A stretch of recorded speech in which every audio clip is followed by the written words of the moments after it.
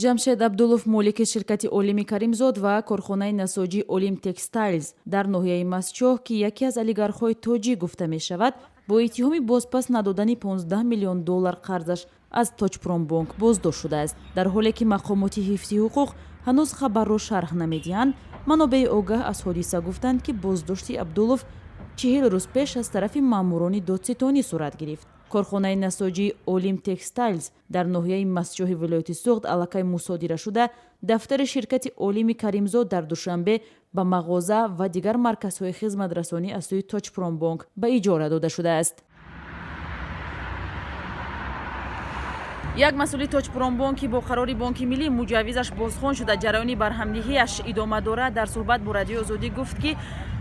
Ҷамшед Абдулов пас аз шикояти гурӯҳи амонатдорони бонк дар назди Давлаталӣ Саид, муовини нахуст-вазир боздошт шудааст. Як манобеи Радиои Озодӣ гуфт, ки Ҷамшед Абдулов қаблан аз Тоҷиксодиротбонк низ 4 миллион доллар қарздор буд ва дар ҷараёни 40 рӯзи дар боздошт буданаш ин миқдор пулро бозпас додааст, вале ҳанӯз қарзаш аз Тоҷпромбонк побарҷост.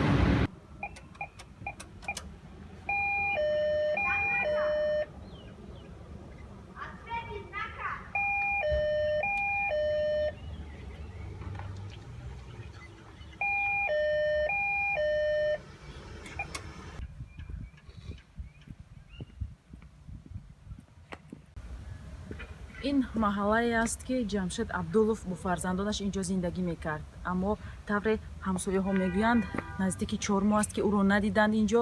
ва худи пайвандонашон бо мо гуфтанд, ки наздиконаш ҳоло дар хориҷ аз кишвар бо фарзандон ба сар мебаранд, чун фарзандонаш онҷо таҳсил мекунанд.